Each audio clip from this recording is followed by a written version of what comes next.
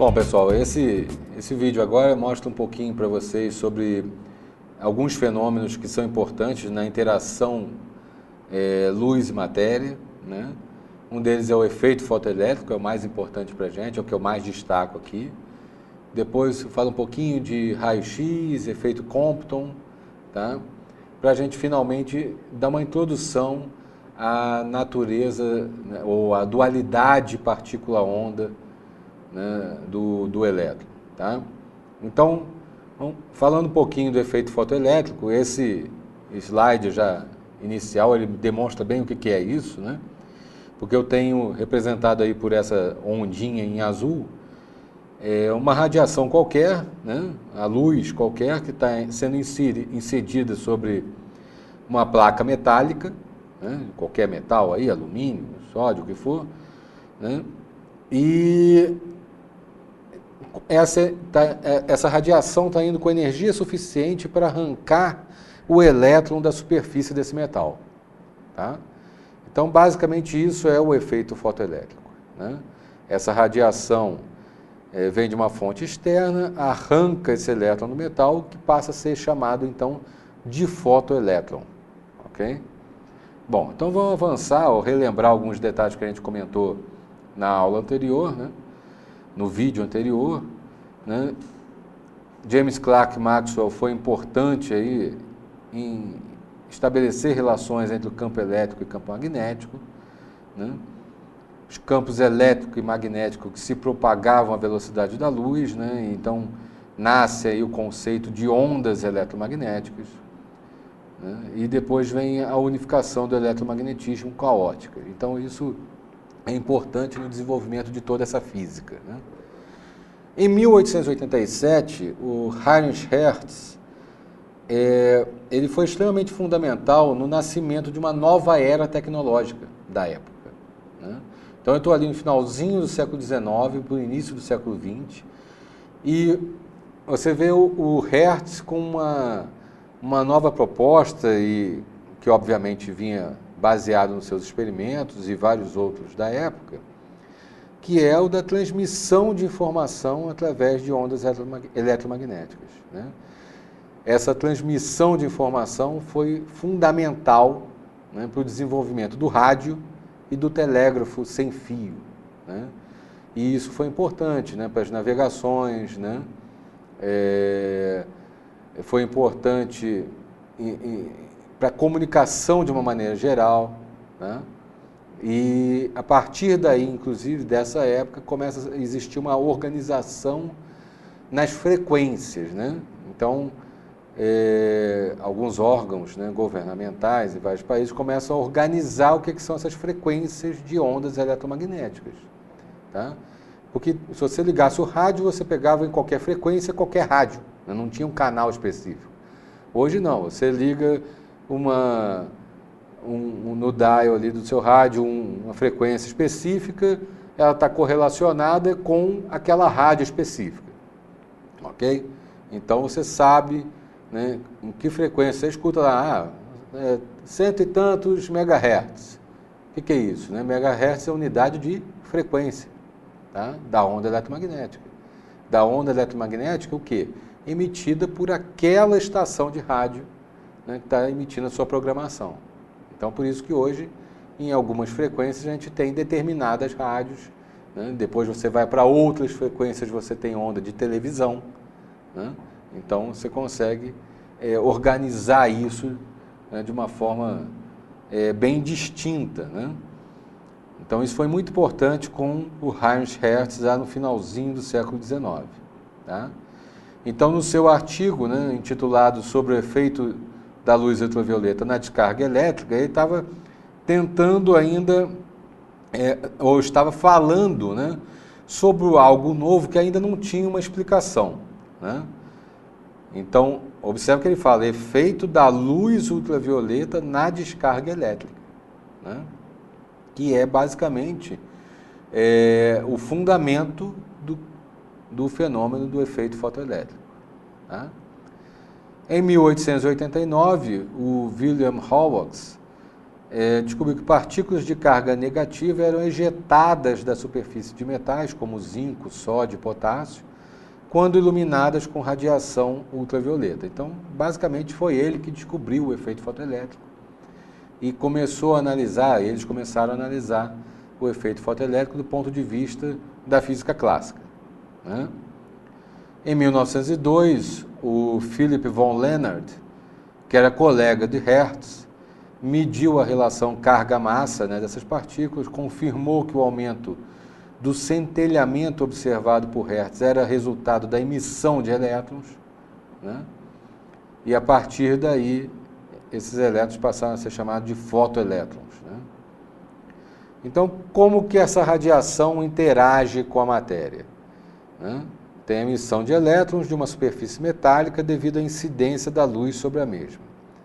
Em 1905, Albert Einstein, de maneira semelhante à proposta por Max Planck, considerou que era necessário quantizar também a radiação. Então, Planck já entendia, né, eu já tinha colocado isso à disposição da comunidade científica, né, a sua constante, o seu modo de entender que a quantização de energia era fundamental. E Einstein usa esse princípio da quantização de energia para entender ou para interpretar melhor o efeito fotoelétrico, né? O Millikan, tempos depois, né, reconheceu aí, né, ele foi conhecido pelo experimento que determinou a carga elementar do elétron, e ele reconheceu: eu trabalhei 10 anos da minha vida testando a equação de Einstein de 1905. E, contrário a todas as minhas expectativas, eu fui compelido em 1915 a assegurar sua verificação experimental, a despeito de sua não razoabilidade, desde que ela parece violar tudo que eu sabia acerca da interferência da luz, né? Então, é difícil para esses cientistas romperem com todo o entendimento que eles conheciam anterior, né?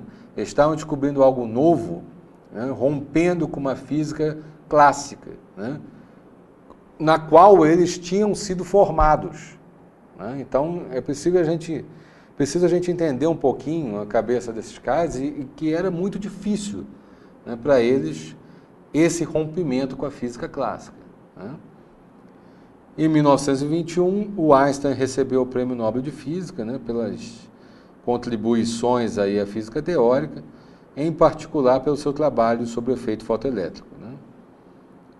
Não só pelo efeito fotoelétrico, lógico que ele tinha também a teoria da relatividade, mas em particular pelo trabalho sobre o efeito fotoelétrico.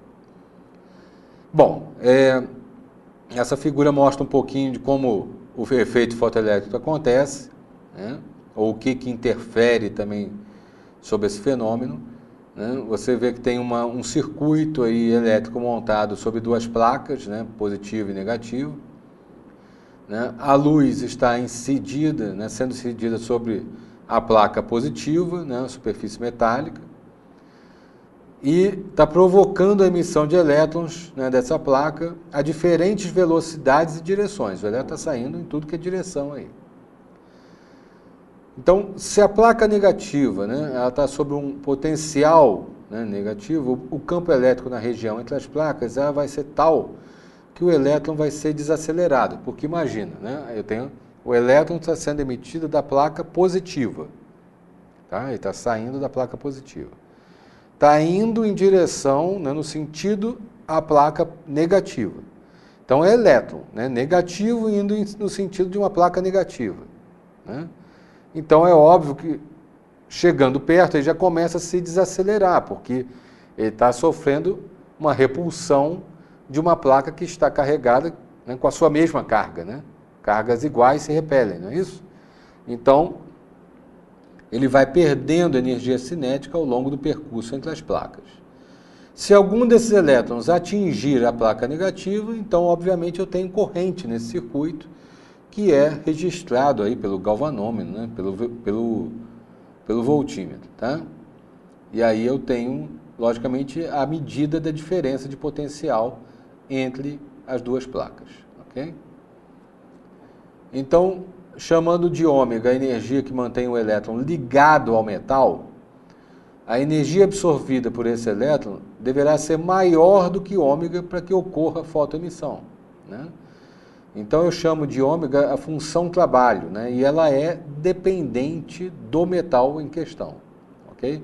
Então arrancar elétron do sódio é uma coisa, arrancar elétron do potássio é outra, arrancar elétron do alumínio é outra, tá? Então dependendo do metal eu tenho uma função trabalho diferente, tá? Quanto mais alta a energia absorvida, maior será a energia cinética de emissão do elétron, claro, né? Ele sai mais rápido, né? A gente já viu que os elétrons estão viajando a velocidades e direções diferentes, né? E, portanto, eu estou correlacionando, né, a minha diferença de potencial e carga com a velocidade do elétron, ok? Que é, a energia cinética é meio de mv2, né?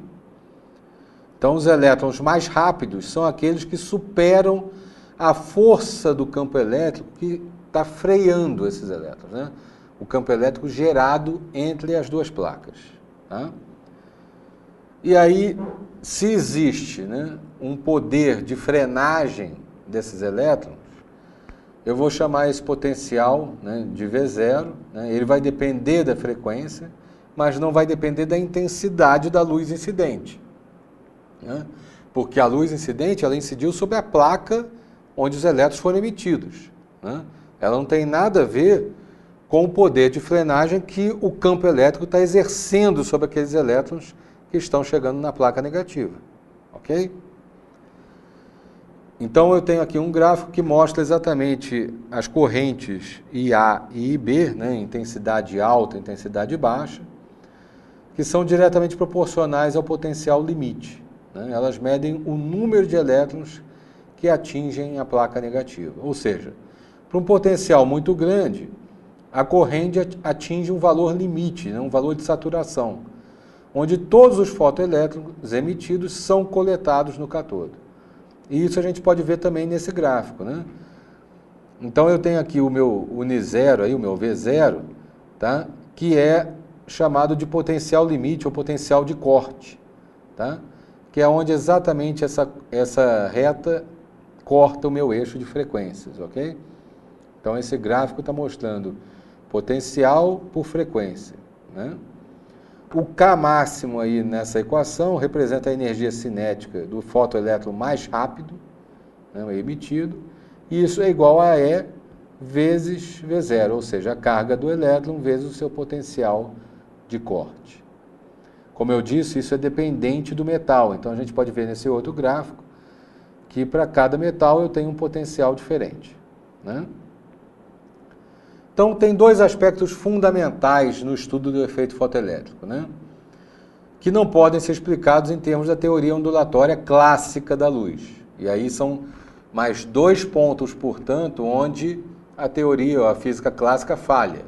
A gente já tinha visto no vídeo anterior, falando sobre o fenômeno da catástrofe do ultravioleta, né, que não consegue explicar o comportamento do comprimento de onda em função da temperatura, especialmente para comprimentos de onda grandes, né, na região do ultravioleta.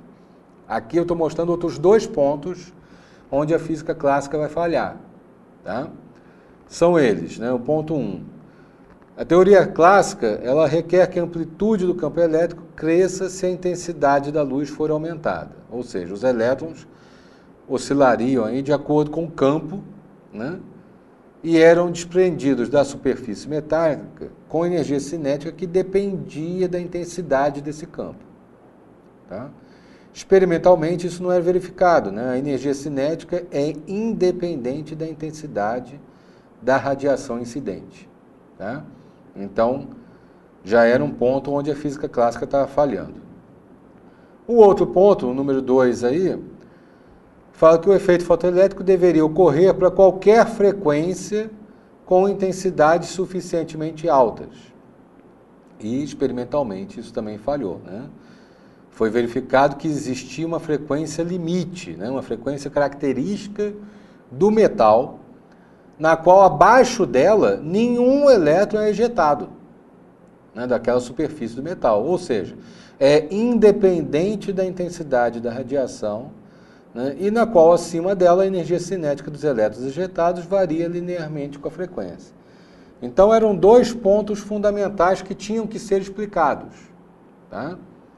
Então Einstein usa a hipótese de Planck, né, sobre quantização de energia,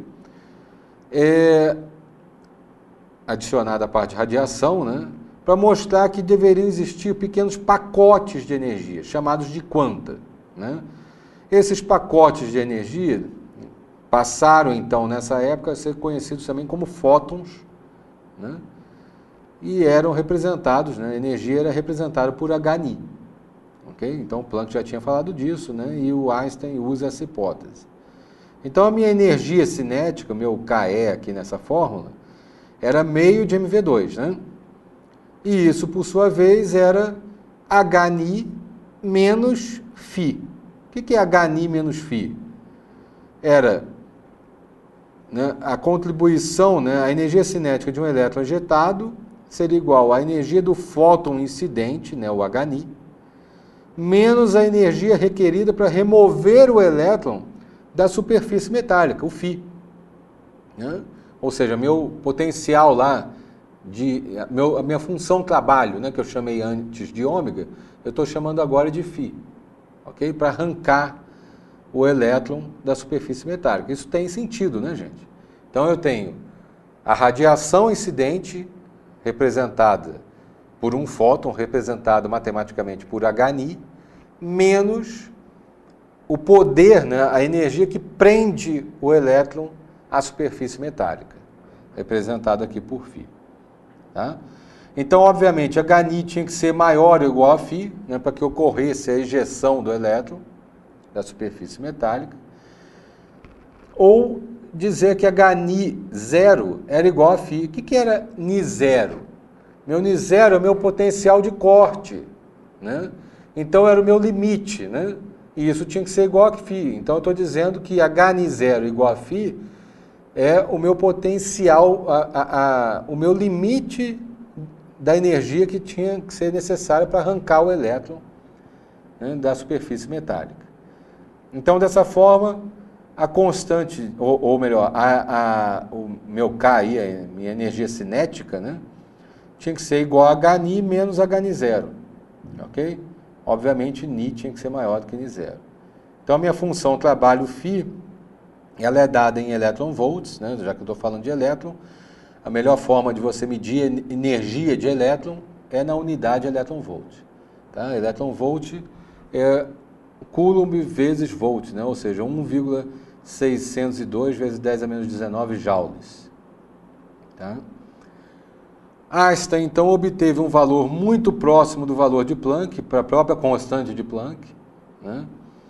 E isso era interessante porque correlacionava, né, numa mesma constante, o efeito da radiação, por exemplo, do corpo negro, que foi verificado por Planck, e o efeito do fenômeno, né, o efeito fotoelétrico verificado por Einstein. Então, a constante de Planck aparecia aí nos dois fenômenos. Né? Então, esse slide mostra um resumo aí de tudo isso que eu acabei de falar, né? É igual a Hν, a radiação, essa radiação incidida era uma radiação especialmente da região do ultravioleta visível, né? E ela me mostrava a dependência, né, com o metal, né? Dependendo de que metal eu tinha, você tinha uma frequência de emissão diferente, ok? Bom, isso foi importante, né, na nossa historinha aí também sobre o Prêmio Nobel. Essa equação E igual a Hν tem a sua importância, né? Em 1918, o próprio Max Planck ganha o Prêmio Nobel pela descoberta do quanta, né, de energia, ou seja, pela descoberta da sua constante de Planck. Em 1921, Albert Einstein, pela descoberta da lei do efeito fotoelétrico, né? E em 1923, Robert Millikan, com a determinação carga do elétron, e também o Millikan teve participação no efeito fotoelétrico. Ele determinou, por exemplo, a frequência de corte do metal sódio, né, de 4,39 vezes 10 a 14, segunda menos 1. Tá? Então, são nomes que estavam sempre interligados aí na descoberta desses fenômenos. Tá? Bom, tem esses exercícios aqui para vocês trabalharem um pouquinho. Eu acho que é interessante para a gente verificar. Nesse primeiro exercício sobre a função do trabalho do metal sódio, qual a frequência de corte? A frequência de corte eu acabei de dizer exatamente no slide anterior, né? Então, é interessante vocês fazerem o exercício e compararem com o valor experimental. E no segundo exercício fala com outro metal, né? No primeiro é sobre o sódio, no segundo é sobre o lítio, comparando aí energias em determinados comprimentos de onda. Então eu quero que na letra A vocês calculem a constante de Planck, vocês já sabem qual é a constante, então vai ter que provar esse valor. No B, calcular a frequência de corte, semelhante ao exercício 1. E no C, calcular a função trabalho do lítio. Esse segundo exercício é mais trabalhoso, tá? Mas eu acho que é importante para vocês fazerem. Tentem fazer e depois a gente vai discutir isso na plataforma. Tá? Bom, sobre os raios-x, né? Só um comentário rápido. O raio-x veio descoberto em 1895, enquanto o Röntgen estava estudando os raios catódicos, né? Ele observou que um sal de bário, que tinha sido usado em outro experimento, estava lá no balão, no canto dele, no laboratório, né? Emitia uma fluorescência. Então era interessante porque esse balão estava lá com um sal de bário, um sal branco, né? E estava emitindo fluorescência, né? Então tinha alguma coisa errada. Ele sabia que o problema não era do sal de bário, mas de alguma coisa do efeito dos raios catódicos sobre aquele sal, né? E aí ele começou a investigar isso mais de perto, e enquanto ele observava, investigava essa capacidade de vários materiais de reterem os raios, o Röntgen usou uma peça de chumbo durante uma descarga e viu então a primeira imagem radiográfica, né? Essa primeira imagem, que a gente pode observar no próximo slide, na verdade é de uma mão, né? Não é a mão dele, mas é a mão da esposa dele, ok? E essa figura mostra bem como é que é o efeito do raio-x, tá? Da mesma forma como o efeito Compton, que a gente vai mostrar daqui a alguns slides. Então eu tenho a energia cinética de uma partícula, de um elétron sendo emitido a V1, tá? Ela é desviada em algum momento, perde energia cinética, vai para V2, e nesse desvio, né, ocorre a emissão de uma radiação, né, um quanta de energia, um fóton, representado aí nesse gráfico por Hν. Tá? Então, de acordo com a mecânica quântica, quando os elétrons eram desacelerados, né, eles se apresentavam como fótons, né, o balanço de energia aí era que a energia cinética de 1 era igual à energia cinética 2 mais Hν. Tá? Vamos guardar isso um pouquinho na cabeça e observar agora um pouco sobre o efeito Compton. Tá? Então, em 1923, o Arthur Compton, né, já estudava também a dispersão de ondas eletromagnéticas, comprovou a validade da teoria quântica, né, nessa dispersão, considerou a hipótese de Einstein do efeito fotoelétrico, né? Então, o Compton está levando isso tudo em consideração, né? E chega a essa expressão. Olha, o que quer dizer esse lambda D e esse lambda I que aparece aí na história? Basicamente, eles são o comprimento de onda desviado e o comprimento de onda incidido. Tá? Porque no efeito Compton, o fóton era incidido sobre um elétron em repouso. Esse elétron, então, ganhava energia cinética, né? Ganhava velocidade, e ele era dispersado, né? O fóton passava a ser dispersado, então ele tem um comprimento de onda D agora, e o elétron também era desviado para uma outra direção. Tá? Então eu tenho aqui o momento antes da colisão e depois da colisão do fóton com o elétron em repouso. Então a gente pode observar que o Compton chegou a esse comprimento de onda, que eu estou chamando aí comprimento de onda Compton, né, do elétron, e teve um efeito interessante. O mais interessante, na verdade, é a gente entender de onde vêm as coisas, mas comparar esses fenômenos, né? Então, eu mostro aqui essa tabela, onde tem exatamente a comparação do efeito Compton com o efeito fotoelétrico, tá? Então, no efeito fotoelétrico, a gente estava estudando o quê? O elétron ligado. O que eu quero dizer com o elétron ligado? O elétron estava na superfície metálica, tá? Ele estava preso ao seu metal, ao seu átomo, ok? No efeito Compton, não. O elétron está livre, ele está em repouso, mas era considerado como livre, né? No efeito fotoelétrico, você tinha um fóton absorvido sobre a superfície metálica. No efeito Compton, não. Ele está espalhado, né? O fóton bate sobre o elétron, né? Ele é incidido no elétron e é espalhado no espaço, tá? O efeito fotoelétrico considera, né, que essa radiação absorvida é de uma radiação de baixa energia, na região do ultravioleta visível. Enquanto que o efeito Compton, a radiação era de alta energia, era a região de raio-x, tá? Por isso também que eu falei um pouquinho antes do raio-x, né? Então, essa é uma comparação básica entre os dois efeitos, é bom a gente ter isso em mente, né? E o Compton ganha, né, o Prêmio Nobel em 1927 pela descoberta desse efeito aí, né, desse comportamento, desse espalhamento da luz. Observe que é interessante falar sobre o espalhamento aí da luz, porque isso vai ser fundamental quando a gente falar de espectroscopia Raman, tá? Lá no final do curso, ok? Quando eu falo de espectroscopia vibracional, né, eu estou falando de infravermelho e Raman. No infravermelho, né, a onda está sendo incidida, né, sobre a minha matéria. No outro caso, no Raman, ela está sendo espalhada, né, ao ser também incidida sobre a matéria. Então, esse efeito, a interpretação da onda espalhada, ela vem exatamente aqui, do efeito Compton, ok? E ela foi fundamental no desenvolvimento de uma técnica que é o próprio raio-x, né? Que é a difração de raio-x, tá? Que a gente vai falar um pouquinho mais adiante, tá? Bom, isso tudo é muito importante, mas eu vou comentar com vocês rapidamente sobre a dualidade partícula-onda, para a gente entender de onde que vem, né, essa dualidade, para a gente começar a pensar um pouco sobre esse fenômeno, tá?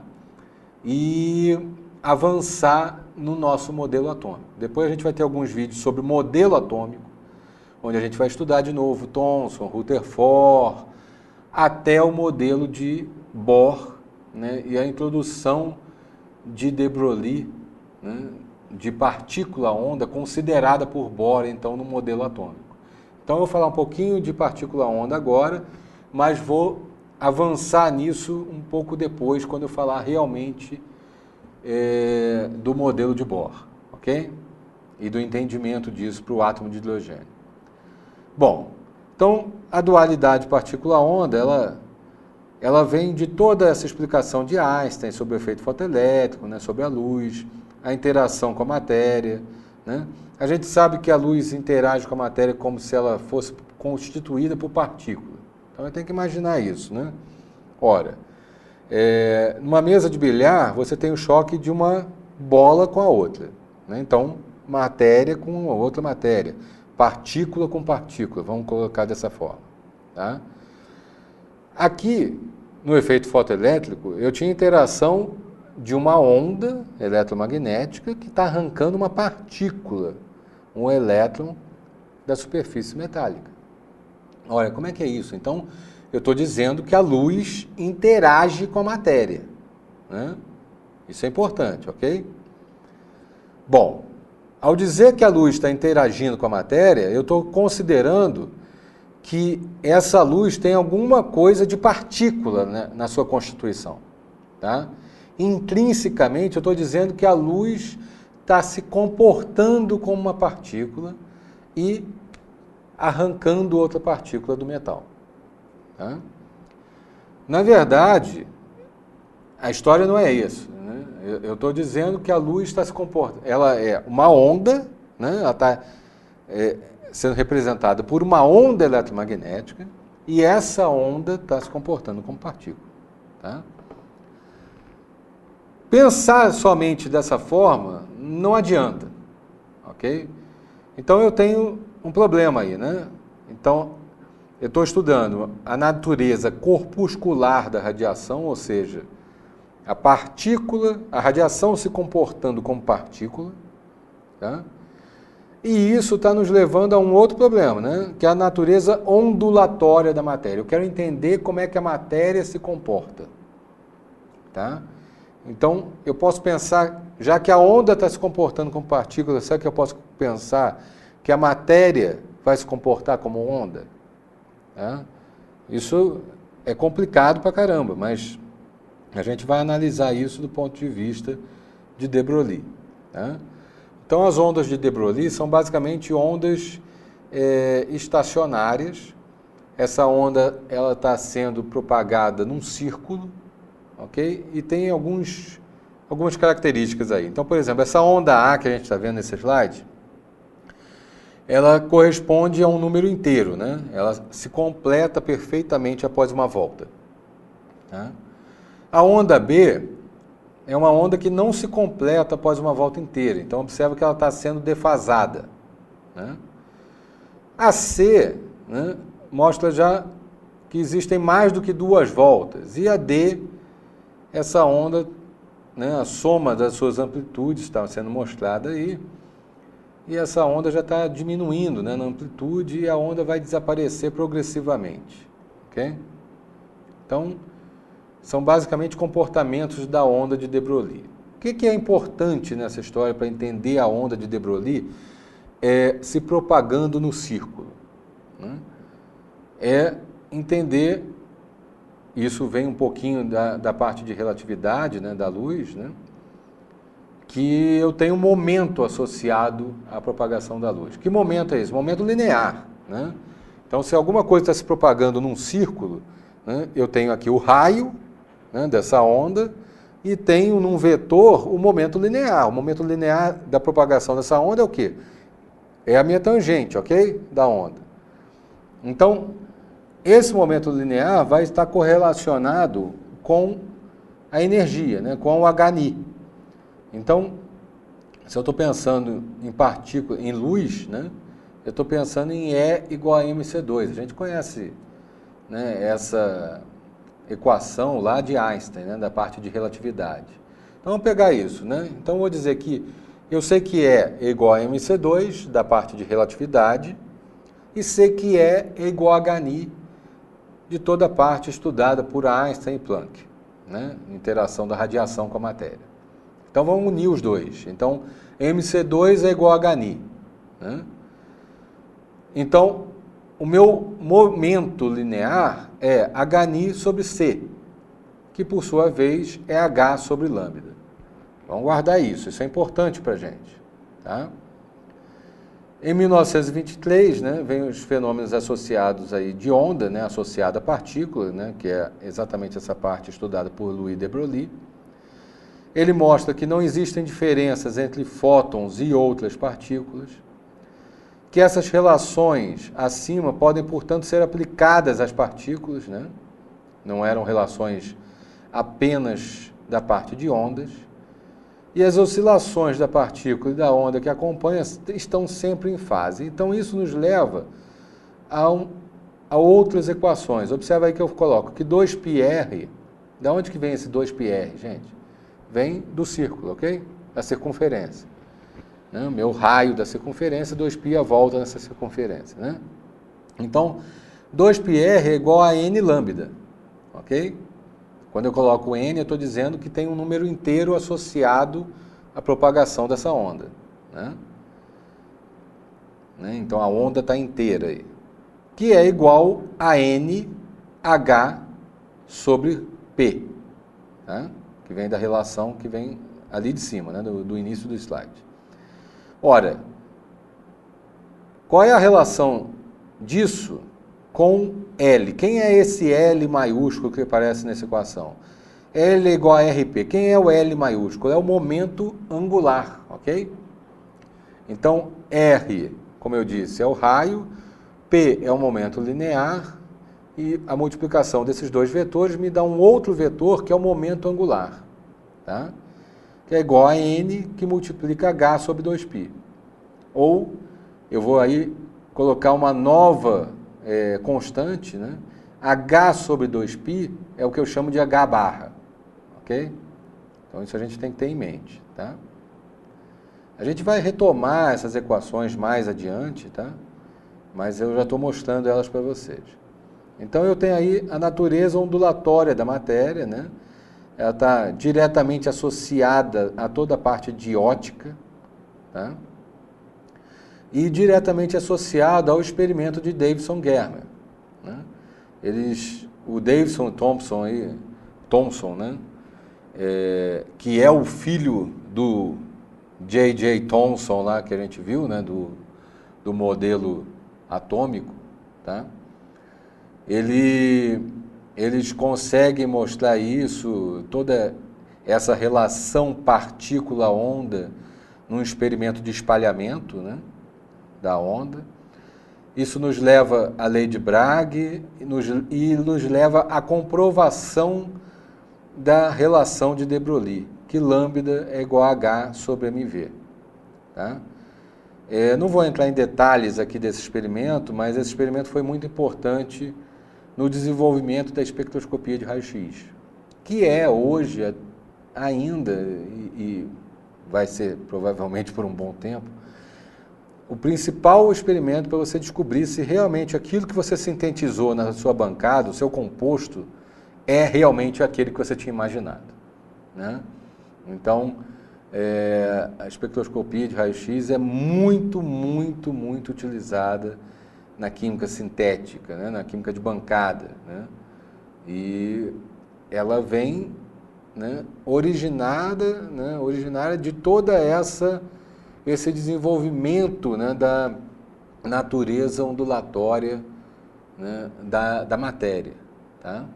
Então, interferência de luz sobre um determinado fenômeno, como é o caso do efeito fotoelétrico, né? Então, resumindo toda essa história, se naquele vídeo inicial eu mostrei toda a interpretação, né, a mudança da física clássica para a física moderna, com a interpretação ali da natureza do comprimento de onda, a sua função em relação à radiância, né, a radiação e a temperatura, tá? Agora, nesse vídeo, eu estou mostrando para vocês toda a natureza da radiação interpretada como partícula também. Então, o efeito fotoelétrico, né, a descoberta dos raios-x, o efeito Compton, esse experimento, a dualidade partícula-onda trabalha com todos esses experimentos, né, com todas essas relações matemáticas que nascem, né, da observação desses experimentos, e ela vai acabar lá no desenvolvimento da equação de Schrödinger para o átomo de hidrogênio, tá? Então, aqui eu fecho esse vídeo, mas ainda, né, mostrando para vocês que a ideia geral aí é basicamente que vocês entendam a natureza desses fenômenos, né? É lógico que essas relações matemáticas são importantes, como eu mostrei, inclusive coloquei nos exercícios para vocês, né?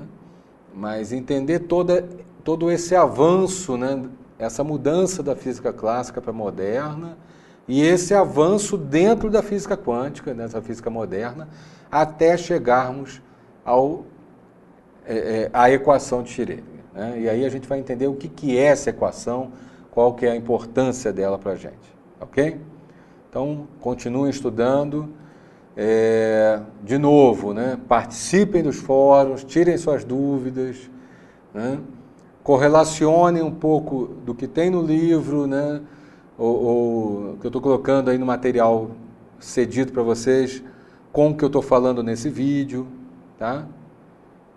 Então, bons estudos, boa mecânica quântica para vocês. Até lá.